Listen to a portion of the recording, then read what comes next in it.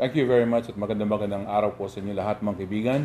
Nagbabalik po ang inyong programa ng Aksyon Central Luzon Special Edition. At ito po si Sunny Lopez. No? Alam niyo, papasok na po tayo sa ikasyam na anibersaryo ng ating pong programa. At alam niyo rin po mga kaibigan, isa sa binibigyan natin ng maraming oras ay tungkol po sa pangkalusugan. Kaya po, lagi natin kasama, may co-host po tayo na doktora, si Dr. Rowie Medina. No? Ma'am, welcome to the show again. Yeah, Mahaba ang bakasyon mo. It's been a long time. Yeah. Marami na tayong utang sa mga televiewers mo. At alam niyo ho mga kaibigan, very very special din po ang aming pong topic for today because we are talking about autism. Sometimes people don't want to discuss this, they don't want to accept it, parents included, no? Pero kailangan ho pag-usapan natin para mas meron ho tayo ng intindido ho tayo dito sa tinatawag nilang autism. Kaya po, meron po tayong very special guest. Isa po siyang neurodevelopmental pediatrician, si Dr. Maria Paz Irene Bautista. Ma'am, welcome to the show. Good afternoon. So, simulan mo na. Yeah, sige, so ang topic natin is autism. Autism, oo. So, yung autism, ang title ng show natin ngayon is Always Unique, Totally Interesting, Sometimes Mysterious. So that's what autism is all about. Yeah. They're unique, and they're very interesting and very mysterious. So, let's start asking Doktora, no? So, sabi nila, 1 in 100 children sa UK noong 2004, yun yung prevalence ng autism. Tapos, it's one of the fastest growing childhood development conditions sa US. So, meron ako nabasa 1 in 88 na daw. Pero yung sa rates nyo, it's 1 in 66. In the Philippines or sa Philippines? So, ito yung US and UK. Mahirap sa atin kasi hindi tayo masyadong sa statistics natin. Hindi tayo masyadong ano dyan. So, yung mga pedya, kayo, ang binigay nyo is 1 in every 91 children have the autism spectrum disorder. So, Doktora, let's start with the background of ASD. So, ano ba talaga yung autism spectrum disorder? Okay, so the autism spectrum disorder, it is actually a neurodevelopmental disorder, which is very complex, no? But it is behaviorally defined as an impairment in social interaction or kung paano tayo makitungo sa ibang tao, and an impairment in communication, how we use language to be able to communicate, to be able to express our ideas. And then with repetitive interests or behaviors. So when we talk of the autism spectrum disorders or ASD, sa layman's term, no, ito po yung mga batang merong delay sa pagsasalita o di kaya delay sa pagtingin o eye contact o kaya yung mga batang nagsasalita pero paulit-ulit lang yung sinasabi. So it means they could speak pero hindi pa rin sila nakaka-communicate. Okay? And then lastly, yun nga, meron silang mga hilig. Meron silang mga interest na paulit-ulit lang. Kung hilig lang nilang maghilera ng mga laruan o magpaikot-ikot ng mga gulong. At sila lang palagi. Sila lang mag-isa. That's why ang na-mention ko kanina, social delays. No? Yun yung talagang pinaka-core feature. Sinusundan lang ng language delay. Pero kaya nga sinabing autism, ang sabi nga nila may sariling mundo. Palaging mag-isa. Ano, bakit naman merong autistic, merong hindi autistic? Ano ho bang nagiging cost ito? Okay, so ang autism, sinabi nila sa mga researches, no, maraming mga causes, probable causes.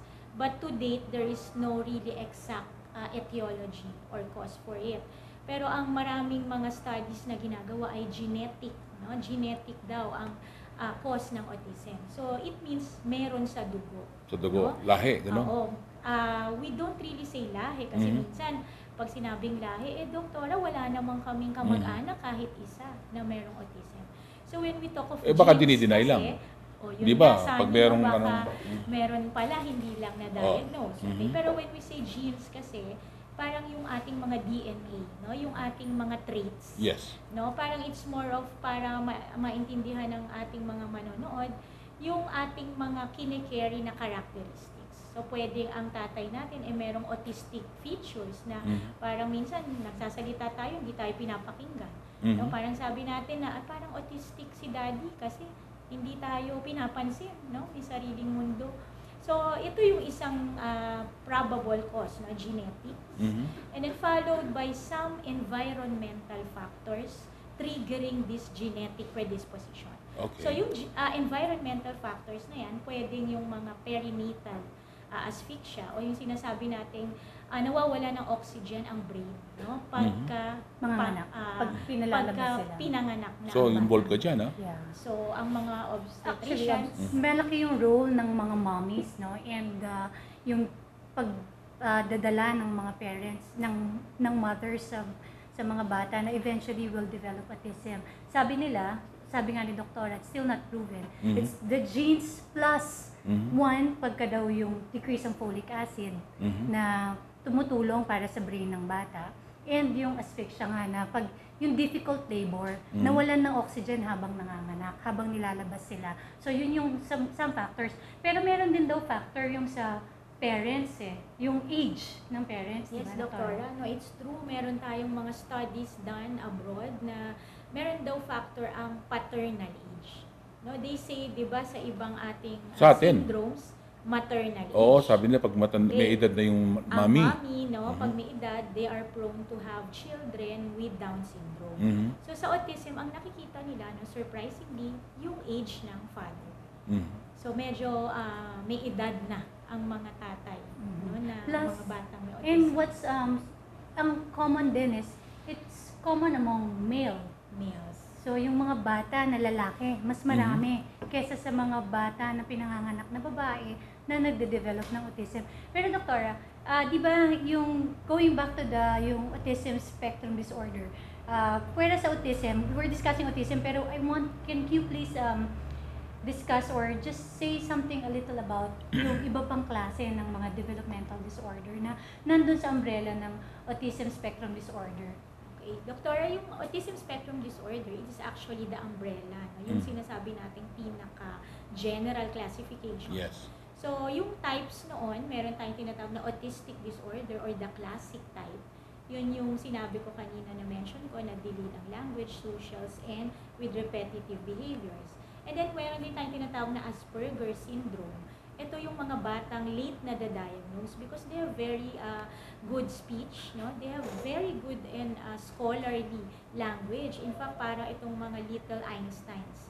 Maganda silang magsalita. Merong slang, meron yung iba, mas alam pa nila yung concepts more than us, no? Magaling sila sa particular subject, no? Pero meron din silang delays in social interaction. So, ito yung mga batang madalas din nabubuli sa school. Kasi they do not learn to read social cues. So, akala nila, no, sa isang classroom, hindi pala sila niloloko, pero nung pala naloloko na sila. No, hindi sila nakakapag-basa, no, ng mga actions. No?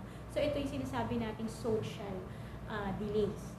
But, itong mga Asperger's na ito, meron din silang mga interest. They have some love for music, yung iba naman for science, history. Di ba napapagkamala na genius into something yes, yung so mga... kaya sabi natin, mga little geniuses yes. sila. Okay, and then yung tatlo pang kinds, ito yung mga rare. Yung sinasabi nating Rett syndrome, common among female children. Pero ang symptoms nila, nawawalan sila ng hand functioning. Whereas in autism, di ba, may repetitive silang behaviors na nagla-line sila, pero humahawak sila. Sa Rett syndrome, they never use their hands. So, ulit-ulit lang, no? Para silang naglalaba, no? Yung kamay nila sinusubo. Pero they never hold objects. And then, yung dalawang pang kinds, yung childhood disintegrative disorder, it's like really autism, no? Yung classic autism, but there is regression in the skills. So, dati silang nagsasalita, around 3 years old and older, nawawala yung mga skills nila. So, may sarili rin silang mundo. Pero, this is very rare. In fact, I have never seen in my private practice and even during training. But why do we have to know? Why do parents have to know this? And how do they know? How much, what are the signs that they have to really look for? We have to know, no, the red flag signs. No? We call it red flag signs for autism. So, ang number one pa rin dyan is yung delays in social interaction or lack of eye contact. And then yung sa language naman, no babbling at around 1 year old. So dapat by 1 year old, nagbababble na ang mga bata. And when you say babbling, yung consonant, vowel combinations, bababa, Da, mama. Okay, and then, ang isa pang red flag sign, no single words at 1 year and 6 months. So, dapat by 1.5, meron na tayong mga words, 10 words to 15 words. And then 2 years old, 2-word phrases. No? Mommy eat, mommy, SM, no? Bye-bye. Bye-bye, mommy. Bye-bye. Okay, so Hindi ko ata at least gusto yun. merong may phrases. And then, yung isa pang red flag sign is yung dating nagsasalita, nawala. Nawawala. Very critical yung regression in the language skills. Is there any cause to this why they are regressing or? Again, no, to date, there is really no etiology. That's why Dr. have mentioned earlier the word mystery. No, mysterious talaga ang autism. No? We haven't found exact causes for these symptoms. But a lot of brain studies were done. Bakit nagre-regress yung isang bata? No, marami silang mga ginagawang mga studies na on brain development. And sabi nga nila, there is really a particular time sa age ng bata na nagre-regress sila. At yun yung mga around 15 months. Parang the magic number is 15 months onwards. That's why this is also the time na nabe-blame ang MMR vaccine. So we haven't mentioned it as a cause of autism kasi it has been long disproven. But we still have to consider it as a probable cause. No, it's an environmental risk among children daw na nabigyan ng MMR vaccine and then they turn out to be autistics. When they notice this things that you're talking about, Yes. yung mga signs, factors. Yeah, around What- mga 15 months. What do they do? What do they have to do?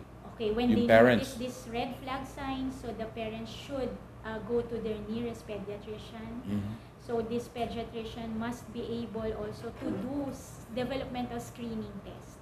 At their level kasi they have to do na. That's what you do, right? screening eh. No, for us, we do the evaluation. Evaluation na. Yes, Yung mas thorough. after yung the... assessment. After the pediatrician screen. Okay. Kaya lang sadly, I also want to reiterate for the pediatricians, not all will do this Be able to screening. recognize. Yes, no? Kasi Doctor? sometimes if they have a lot of patients, and Yes. sometimes then, No kapag time. kayong mommy, if you do not see these red flag signs as well, and you do not mention it to your pediatrician, ang tendency ng pediatrician minsan, pag pumupunta sila doon, mag-vaccinate lang, so check, temperature, ganito. The time that they spend with their pediatrician is not that long enough for them to see these red flag signs. So, the yayas are the one who sees it. Kasi minsan wala ang mommy. O kasi yung mami naman, may denial. Ba, yung anak ko, wala sakit yan, walang diferensya yan, di ba? Totoo. Sadly, here in the Philippines, especially sa atin, sa Oo. culture ng Oo. Pilipino, ang denial natin sa mga ganitong Mataas, special na mga children, masyado pang mataas kasi ayaw nilang malabel na may problem yung mga anak nila. We're still very sensitive with this. So, Genetic pa naman ang sabi ni doktora, siyempre. Oo. Lalo nilang... So, kaya nga it's good that we have this Yes. kind of advocacy, si Doktora, in their field, to make people aware that they have to accept na ito yon, but there's still cure and And they have to something do can something be done about it, Oo, right? They can do something about it, Doktor. So the most common age na dapat na-diagnose sila is what age, Doktor? Around 3 years old. So after nun, pag na-miss yun, kasi most of the time, we have to admit, sa Pilipino, mamimiss yun. Malaki ang percentage na mamimiss yun. Iisipin lang nila, nako, delayed lang, mabagal lang talaga. Kasi kahit yung kuya niya, utal pa yan hanggang ganitong edad, hindi pa kaagad nagsalita at this age. Pero, so maraming namimiss eh. So, ano yung pag medyo baway, kasi you mentioned about yung mga bubbling, gano'n. Pag lumagpas na ng 3, or mga 5 years old na, yung iba teenagers na nga. So ano yung pwede pa nilang more or less red flag sign after those mga ano lang. Okay, mga so after first that words. first 3 years, tapos hindi pa rin sila. So crucial yung 3 years check up. talaga. Very Yes, crucial. talaga ang 3 years. Kasi yan talaga yung time, na nade-develop ang language. So talagang kung hindi nila pa rin na Catch early. catch early, so around 4 to 5 naman, nasa school naman.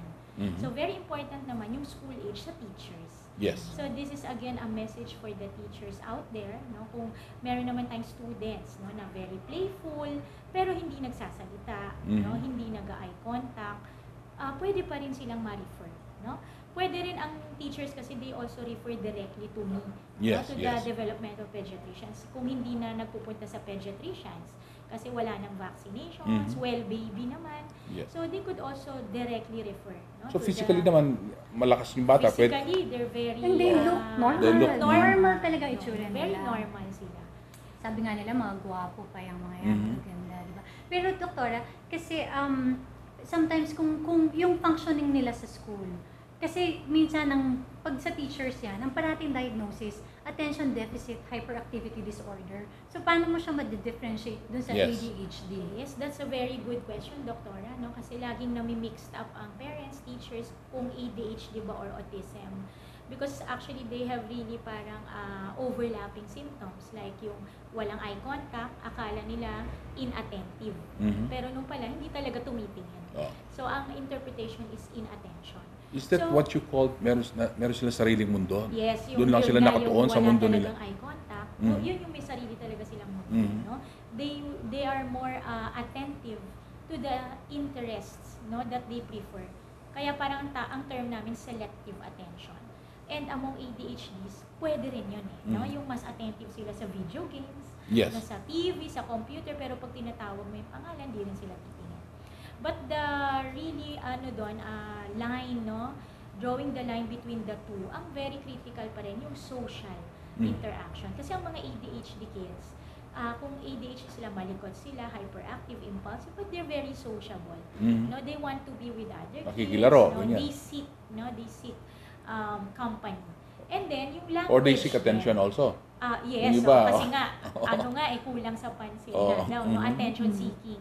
Pero ang mga ADHD kids, no, some would have a slight delays in language, pero not totally yung parang yung diniscuss natin kanina about autism. Na talagang severe ang kanilang mga language or communication problems. Kaya makikita pa rin ng teacher, no? Dapat ideally ang teacher nakaka-detect sila, no, na parang may iba dito sa batang to. No, yung mga behavioral problems, some would be throwing temper tantrums inside the classroom. So it's not really normal, no, na biglang iiyak o biglang sisigaw, nagwawala at age 5, no? It's not really Control. And there's common. nothing that they can do to control the tantrums. Yes, so parang helpless na yung teacher. So this red flags din to, kailangan siguro mag-consult na. Sa parent mo na yan? For Or- teachers pa rin. And Yes. parents. Hindi, parents. I mean, if it's done in the school, Yes. the teacher will have to You'll talk, have to talk to the parents. discuss it with the Yes, parents, and oo. then, And then the parents now will again seek medical advice. So, yung magang edad ng bata, at an early age, sinong sinabi mo? Yung mga yaya nakakapansin yan, yung mga magulang napapansin, pero kung minsan binawalang bahala, di ba? Yung teacher siguro, hindi naman siguro sila magpapabaya, no?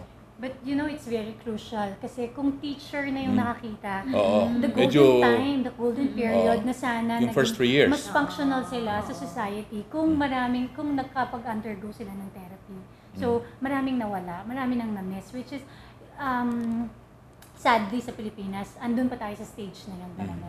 So, very late ang ating diagnosis, ang recognition. Okay, I want to add din, Dr. Sani, no, yung we're talking about genetic Yes, studies earlier, they have also seen around 3 to 7% na recurrence rate sa mga siblings. So, that's why we call it genetic na nga, sabi nga natin, lahi or nasa dugo. Pwede silang magkaroon ng kapatid. Na ganun din. Na ganun din. Pero around 3 to 7% ang Okay. data. Pero meron na rin mga recent studies na nag-i-increase na rin to around 17 to 20%. So it's really increasing in number. So very important din yung siblings. When they bring the other sibling for re-evaluation, Yes. kasama na rin yung kapatid. So we also screen. So talagang As young as mga 1-year-old. Mhm. Kasi nandun yung red flag signs. Okay. na-identify na natin yung red flag signs. Alam na ng magulang, yung teachers, pati yung yaya, nagsasalita na rin. Meron nga atang problema itong alaga ko kanya. So, Nahihirapan ako. ano bang intervention? Anong pwedeng gawin? We're gonna have a short break. Can you please discuss this, ma'am? No? Pabalik po kami, mga kaibigan, pagkatapos po ng mga paalalang ito.